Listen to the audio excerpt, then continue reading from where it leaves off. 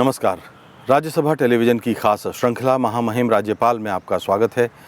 मैं हूं राजेश बादल और हम हैं आज वहां जो देश का सबसे बड़ा राज्य है और इस राज्य की आबादी दुनिया के अनेक देशों से अधिक है। इस राज्य ने देश को एक या दो नहीं बल्कि दिए हैं 9 प्रधानमंत्री। जी, हम बात कर रहे हैं उत्तर प्रदेश की।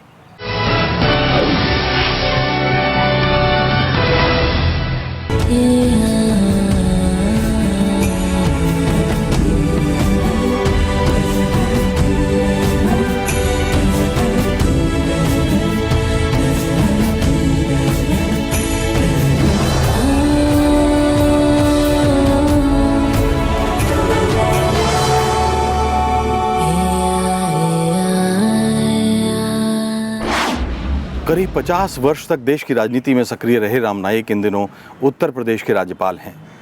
देश के लोगों के हित में क्रांतिकारी फैसले लेने के लिए उनकी पहचान रही है, लेकिन उनका सफर शुरू होता है महाराष्ट्र के सांगली से।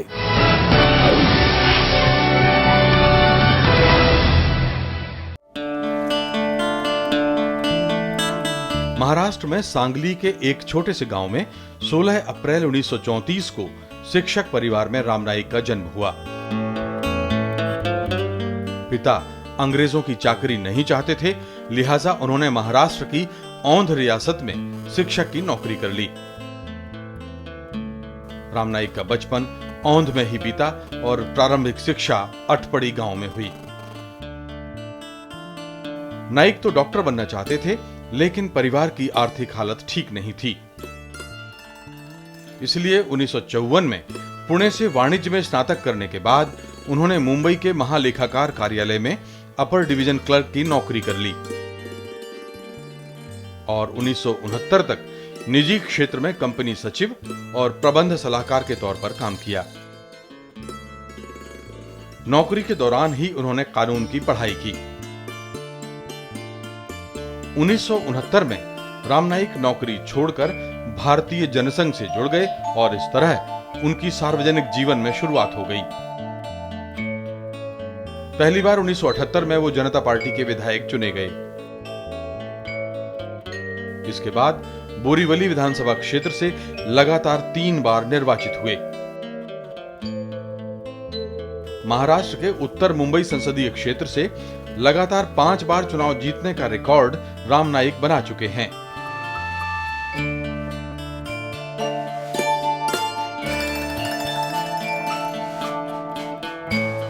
जनसंघ के बाद बीजेपी की राजनीति में रहते हुए उन्होंने संगठन और सरकार के लिए बहुत काम किया।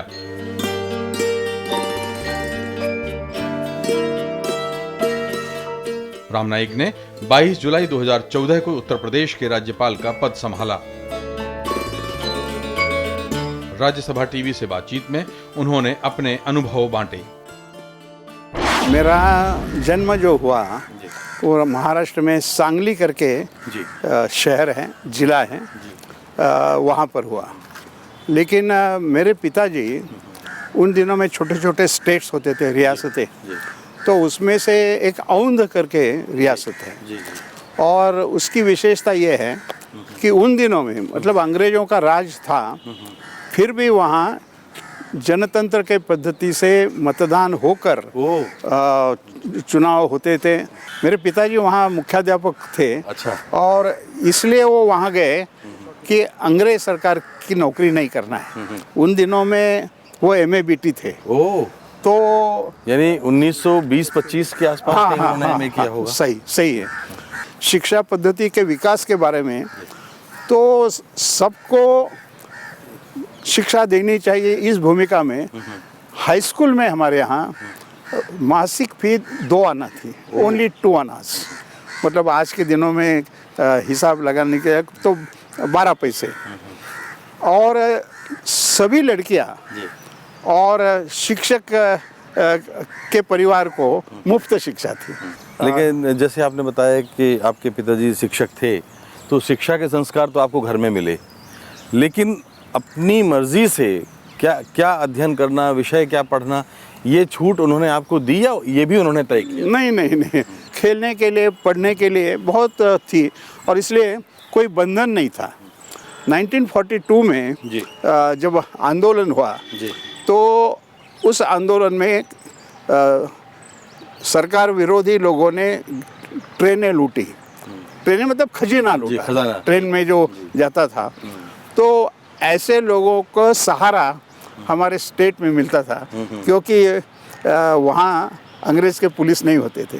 तो एक आज़ादी का माहौल भी बहुत अच्छे ढंग से। महात्मा गांधी को आपने देखा? हाँ, मैंने महात्मा गांधी जी को देखा है, क्योंकि महात्मा गांधी जी हमारे ओन स्टेट में आके गए हैं। अच्छा। हाँ, इतना नज़दीक का उनका संपर्क था। आपने शुरुआत में तो शासकीय सेवा से शायद शुरुआत की थी, तो कॉलेज की पढ़ाई और नौकरी की शुरुआत कैसे हुई? देखिए, 1950 में मैंने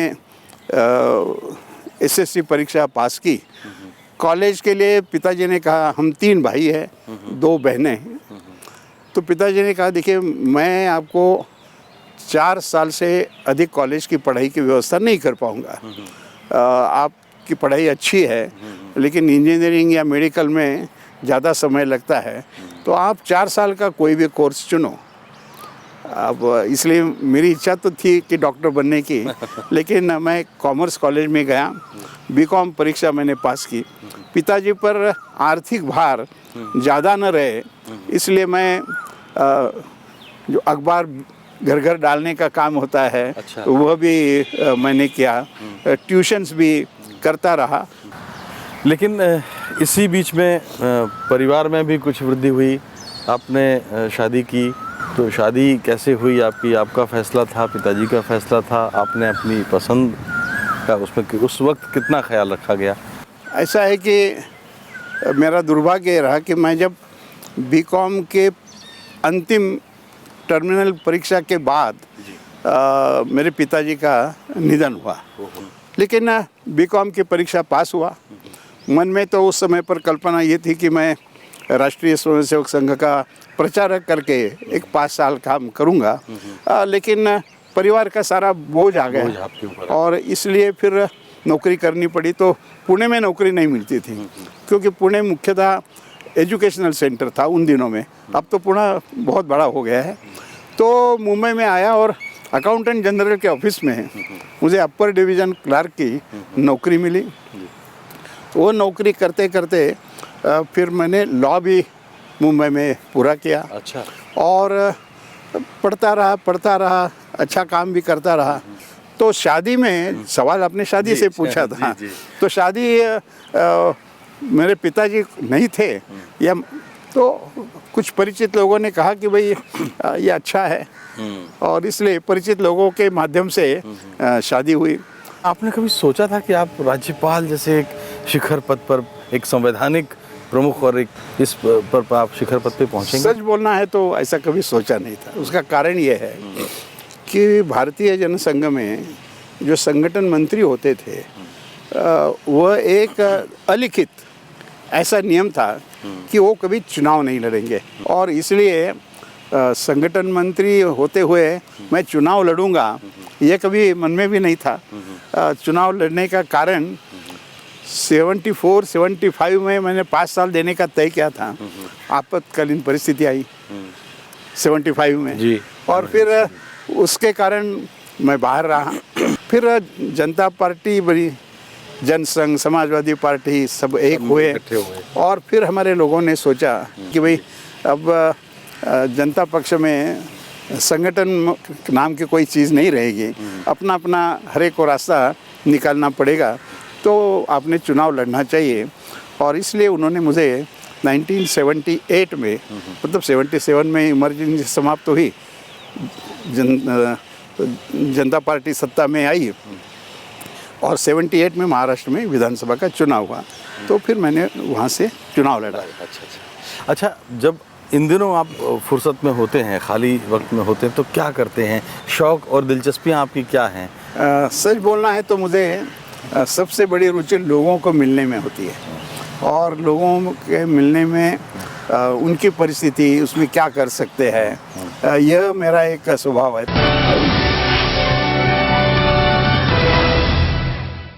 पहले महाराष्ट्र विधानसभा और फिर लोकसभा में लंबी पारी खेलने के बाद चुनावी राजनीति से अलग होने का फैसला राम नाईक ने खुद ही किया।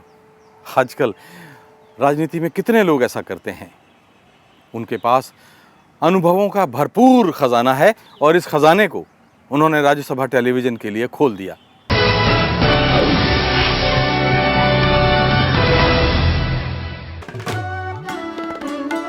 वाजपेयी सरकार के दौरान केंद्र में पेट्रोलियम और प्राकृतिक गैस मंत्री रह चुके राम नाईक ने रेल, गृह, योजना और संसदीय कार्य मंत्री जैसे महत्वपूर्ण पदों की जिम्मेदारी संभाली। इस दौरान उन्होंने अनेक नई योजनाओं की पहल की। उन्होंने दिल्ली में गैस पाइपलाइन और सीएनजी कनेक्शन की भी शुरुआत की। उनके कार्यकाल के दौरान ही 5 किलो का छोटा सिलेंडर दिया जाने लगा। संसद में राष्ट्रगीत वंदे मातरम की शुरुआत का श्रेय उन्हें जाता है। राम नाईक के कार्यकाल में महिलाओं के लिए पहली बार मुंबई में स्पेशल लोकल ट्रेन चलाई गई। बंबई का नाम मुंबई कराने और संसद सदस्यों को विकास के लिए सांसद निधि शुरू कराने में भी उनकी महत्वपूर्ण भूमिका रही। ऐसा है कि मैंने जब विधानसभा का पहला चुनाव लड़ा तो उन दिनों में तो जनता पार्टी की एक हिसाब से लहर थी और मैं जीत गया जी। और कई साल अच्छा काम करने के कारण 3 बार मैं मुंबई में से बोरीवली करके विधानसभा है वहाँ पर जीत कर आया। उसका कारण ये है कि भारतीय जनसंघ में एक बहुत अच्छे विधायक थे, उनका नाम रामभाऊ म्हाळगी। वह रामभाऊ म्हाळगी ये कहते थे कि जनप्रतिनिधि को कुछ नहीं, 2 ही बातें करनी चाहिए। एक तो उसके पैर को चक्कर लगना चाहिए, वो घूमते रहा। दूसरा मुंह में शक्कर रखनी चाहिए, मीठा बोलो, अच्छा काम करो, और सर पर बर्फ रखना चाहिए। मैं अगर याद कर पा रहा हूँ कि जब आप मंत्री बने केंद्र में तो उस समय जो घरेलू गैस थी, जो आपके पास मंत्रालय था, तो बड़ी प्रतीक्षा सूची बहुत लंबी थी और लोगों के लिए घर में गैस आना एक बड़ी उपलब्धि मानी जाती थी। और शायद मेरा ख्याल है 1 करोड़ से भी कहीं ज़्यादा, अगर मेरी ठीक जानकारी है तो। ये बात सही है कि 1 करोड़ 10 लाख की प्रतीक्षा सूची थी और रसोई गैस की। और जो सांसद होते थे उनको 3 महीने के लिए एक 25 कूपन्स का किताब दिया जाता था कि भाई आपको अपने क्षेत्र में जिसको देना है वो दे दो। मैंने सोचा कि ये क्या बात है पकाने के लिए, और मैंने एक सुनियोजित इस प्रकार का प्लानिंग बनाया। और 4 साल के बाद स्थिति ये आई कि प्रतीक्षा सूची तो समाप्त हो गई, लेकिन जिसको चाहे उसको गैस मिलना शुरू हुआ। जिनको 2 सिलेंडर चाहिए उनको 2 सिलेंडर भी हमने देना शुरू किया। लेकिन ये कहानी यहाँ समाप्त नहीं होती जी। मैंने मुंबई में और दिल्ली में ये जो गैस होता है वो पाइपलाइन के माध्यम से घरों में पहुँचाना शुरू किया। सीएनजी का भी मेरे ख्याल है आपके कार्यकाल में ही सबसे पहली बार इस तरह मैंने ही शुरू किया। पहले दिल्ली में शुरू किया, बाद में मुंबई में शुरू किया, और अभी कई शहरों में सीएनजी गैस देना शुरू हुआ है, करता रहा। अच्छा, जिनकी आर्थिक स्थिति कमजोर थी उनके लिए छोटे सिलेंडर भी मेरा ख्याल है 5 क्या है कि 14 किलो का सिलेंडर का वजन भी ज़्यादा होता है और 7 पैसे भी ज़्यादा देने पड़ते हैं। तो 2 कारण थे कि झुग्गी झोपड़ियों में रहने वाले लोग जो है वो एकदम 400, 300, 400 रुपये नहीं दे सकते हैं। और पहाड़ पर जो लोग रहते हैं, उत्तरांचल है, हिमाचल प्रदेश है, तो वहाँ यातायात की व्यवस्था न होने के कारण जो ऊपर रहते हैं उनको 14 किलो का सिलेंडर ले जाना बड़ा मुश्किल होता था। तो फिर गधे पर इस प्रकार से वो ले जाते थे। तो मुझे लगा कि ये 5 किलो का सिलेंडर की आइडिया उसमें से आई। अच्छा। और मैंने 5 किलो का सिलेंडर शुरू किया। लेकिन मैंने देखा कि आपके हर कार्यकाल में आपने जो भी फैसले लिए उसमें महिलाओं के प्रति एक ख़ास संवेदनशीलता आपने बरती है, दिखाई है। क्या इसके पीछे आपकी अपनी माँ या पत्नी का संघर्ष उसमें दिखा? माँ पत्नी का महिलाओं के लिए मेरे ख्याल है रेलवे मेट्रो में आपने एक अलग से कोच की व्यवस्था भी कराई थी। ऐसा है कि महिलाओं के प्रति घर का वातावरण तो मेरे घर में 4 महिला, मेरी माँ, मेरी पत्नी और 2 लड़कियां। लेकिन उसके कारण नहीं, लेकिन जो समाज में जिस प्रकार से मैं काम कर रहा था, 50% महिलाएं हैं और घर सुखी होना है, तो फिर उन महिलाओं को पकाने के लिए तो सिलेंडर होना चाहिए। ये भूमिका जो नौकरी पर जाती है, और मुंबई के लोकल गाड़ियों में तो खचाखच भरी हुई होती है, महिला का कंपार्टमेंट में भी महिलाओं को बड़ा संघर्ष करके अंदर जाना पड़ता है, ऐसी स्थिति थी।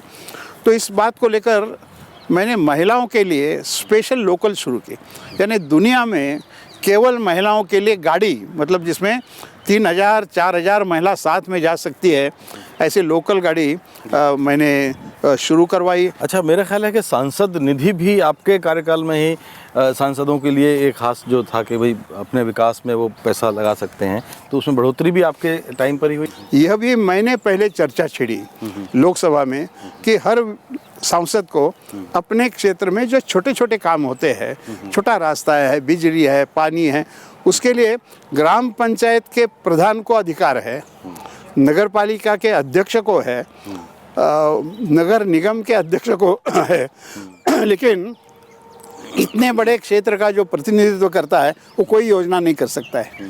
तो ये बात सबको अच्छी लगी। और उस समय पर नरसिंह राव प्रधानमंत्री थे, वो भी महाराष्ट्र से कभी चुनकर आए थे, उनको ये रामटेक से, और शिवराज पाटिल ये अध्यक्ष थे, वो भी महाराष्ट्र के थे, तो उनको ये कल्पना मालूम थी, तो इसलिए सबने मंजूर किया।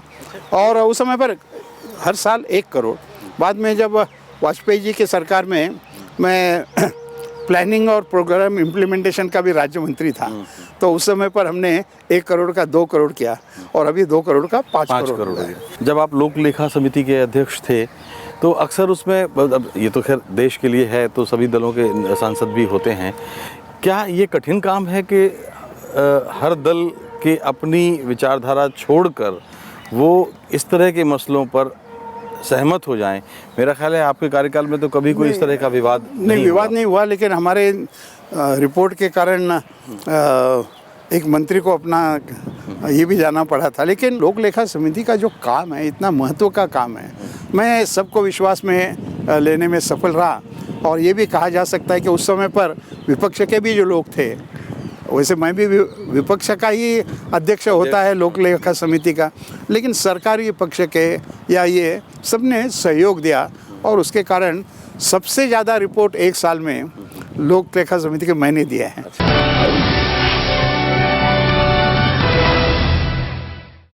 उत्तर प्रदेश जितना विशाल है देश की राजनीति में, उतना ही महत्वपूर्ण उसका स्थान भी है, लेकिन इतने बड़े राज्य की चुनौतियां और समस्याएं भी बड़ी होती हैं, और वास्तव में ऐसे राज्य का विकास कोई बहुत आसान नहीं होता। राज्यपाल राम नाईक ने राज्यसभा टेलीविज़न से उत्तर प्रदेश के विकास के बारे में बातचीत की।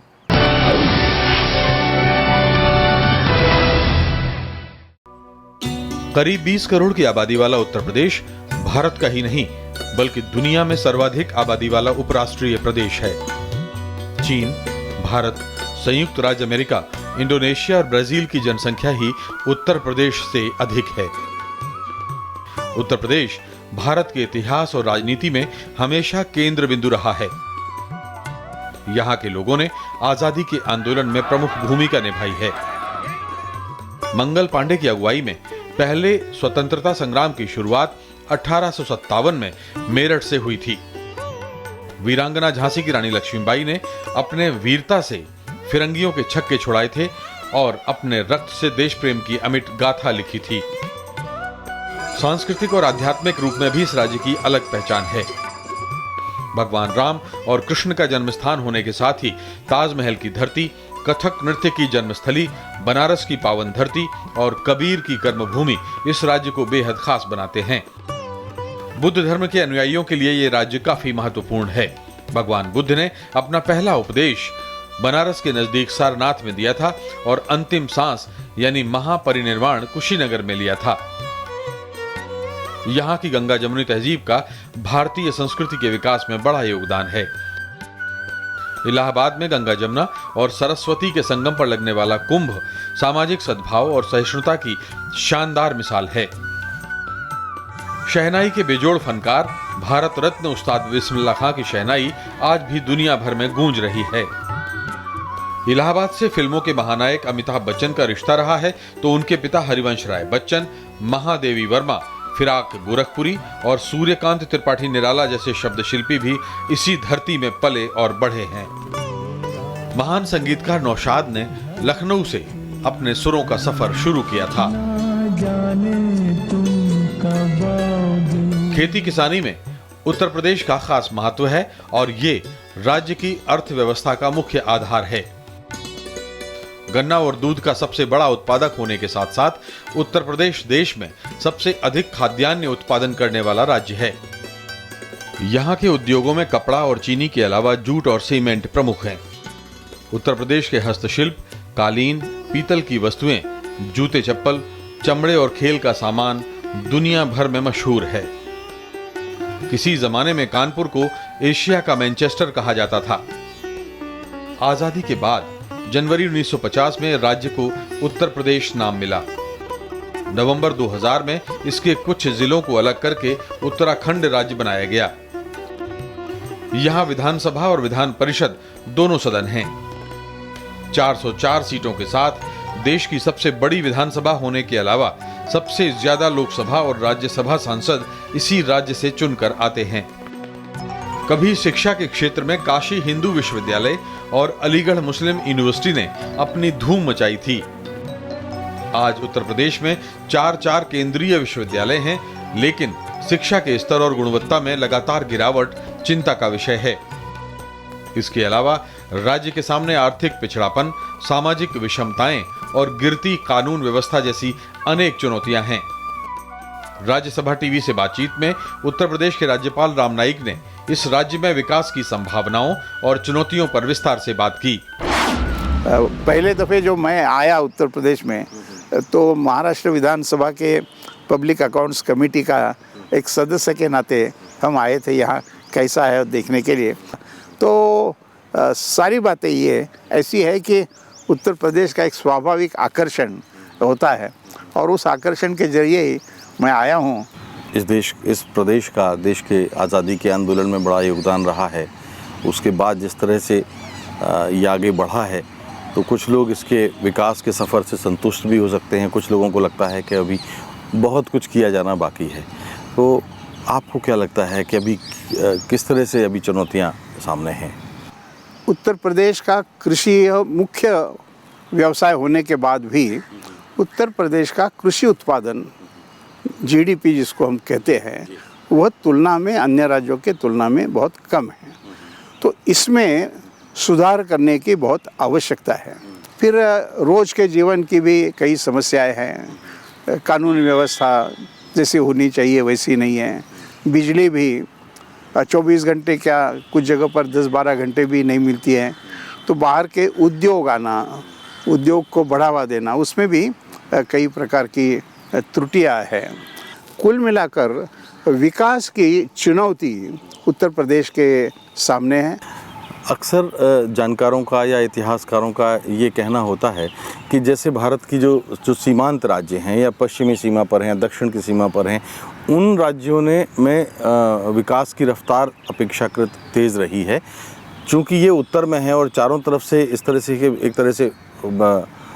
तरह से नहीं है कि बाहरी जातियों का प्रवेश उस तरह से हुआ हो, तो यहाँ की जो समाज है, यहाँ के जो लोग हैं, बहुत आसानी से अपने आप को बदलने के लिए तैयार नहीं होते। ऐसा कुछ आपको? नहीं, मैं ऐसा मानता हूँ कि उनको दिशा देने की ज़रूरत है, प्रोत्साहन देने की ज़रूरत है। अब मैं मुंबई से हूँ, तो मुंबई में लगभग 20-22% उत्तर भारतीय हैं। अब लोगों को लगता है, और कुछ मात्रा में वो सही भी है, कि उत्तर प्रदेश का आदमी जब मुंबई में आता है तो यहाँ जितना काम करता था उससे अधिक काम मुंबई में करता है, क्योंकि वह आर्थिक विकास की, उद्योग की नगरी है। तो थोड़ा प्रोत्साहन यदि हम दें तो लोग यहाँ की क्षमता है, मानसिकता काम करने की बढ़ाने की आवश्यकता है। यहाँ अब मैं वैसे 24 विश्वविद्यालयों का कुलाधिपति भी हूँ, और कुलाधिपति के नाते मैं देखता हूँ कि एक ज़माने में लंबे से बनारस हिंदू यूनिवर्सिटी हो, अलीगढ़ मुस्लिम यूनिवर्सिटी हो, या इलाहाबाद की यूनिवर्सिटी है, कानपुर की है, आगरा की है, लखनऊ की भी है, इनका जो एक दबदबा था वह दुर्भाग्य से इस समय पर नहीं। शिक्षा का स्तर बहुत नीचे जा रहा है। क्या कारण रहा है और इसका? उसका कारण भी यही है कि शिक्षा व्यवसाय के रूप में परिवर्तित हो रहा है, और जब शिक्षा व्यवसाय के रूप में परिवर्तित होता रहता है तो फिर बड़े पैमाने पर कॉपी का, नकल का काम चलता है। जैसे आपने कहा कि जी शिक्षा व्यवसाय का रूप अगर ले चुका है, तो क्या फिर हमें कुछ इस तरह के, क्योंकि बेरोजगारी का दबाव भी उसी हिसाब से बढ़ रहा है, तो क्या व्यवसाय बने तो व्यावहारिक और रोजगार परक कुछ पाठ्यक्रम पढ़ाए जाने चाहिए उत्तर प्रदेश में? किस तरह के पाठ्यक्रम इस तरह से? नहीं, ऐसा है कि पाठ्यक्रम तो है जी। और कुछ प्राइवेट यूनिवर्सिटीज़ भी बनी हैं, डीम यूनिवर्सिटीज़ भी बनी हैं, सेंट्रल यूनिवर्सिटीज़ भी है। तो मैं मानता हूँ पाठ्यक्रम की कोई कमी नहीं है, मानसिकता में परिवर्तन लाने की बात है। इन दिनों देखा गया है कि जब देश आज़ाद हुआ तो उस समय संसद की बैठकें और विधानसभाओं की बैठकें ज़्यादा होती थी। दिन काम ज़्यादा होता था, काम के घंटे ज़्यादा होते थे, लोग पढ़ते लिखते थे, बौद्धिक बहसें ज़्यादा होती थी। जैसे जैसे आबादी बढ़ रही है, चुनौतियाँ बढ़ रही हैं, हम आगे जा रहे हैं, ये विधानसभा के सत्रों के दिन कम होते जा रहे हैं, काम के घंटे सिमटते जा रहे हैं, तो राज्य के विकास के जो गंभीर मुद्दे हैं वो सदन में नहीं उठ पाते। आपका अनुभव क्या है इस पर? तो मुझे ऐसा लगता है कि नारों के बाहर अब तक नहीं आ रहे हैं, या जिस गंभीरता से बहस होनी चाहिए उस गंभीरता से बहस भी नहीं होती है। एक बात का फ़र्क कि पहले जब विधायक चुनकर आते थे वो इतने पढ़े लिखे नहीं थे, लेकिन घंटों वो बहस करते थे। अब हम यदि देखे जाए तो लगभग सभी विधायक ग्रेजुएट है, तो ज़्यादा पढ़े लिखे हैं, लेकिन बहस कम होती है। ये एक चिंता का विषय है, और ये केवल उत्तर प्रदेश के लिए नहीं है, संसद के लिए भी है, लोकसभा के लिए है, राज्यसभा के लिए, या देश के बाकी की विधानसभाओं के लिए भी। ये केवल चिंता करने का नहीं, तो चिंता करके कोई ठोस कदम और उससे आगे जाने का करना चाहिए, ऐसा विषय। एक आपका अनुभव जानना चाहूँगा, महाराष्ट्र में जो आपका अपना राज्य है, विधान परिषद भी है और विधानसभा भी है, उत्तर प्रदेश में भी यही है, आपने सारा देश का अनुभव आपको है। विधान परिषदें वास्तव में कितनी उपयोगी हैं, या महाराष्ट्र और उत्तर प्रदेश के ही उदाहरणों के आधार पर अगर हम समझना चाहें तो?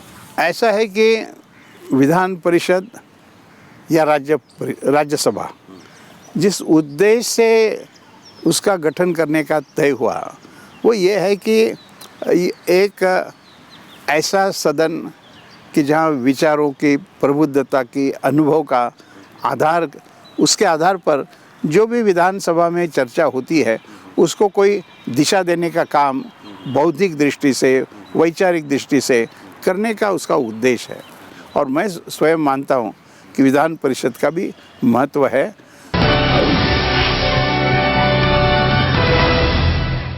तो ये थी लखनऊ के राजभवन में राज्यपाल राम नाईक से राज्यसभा टेलीविज़न की बातचीत।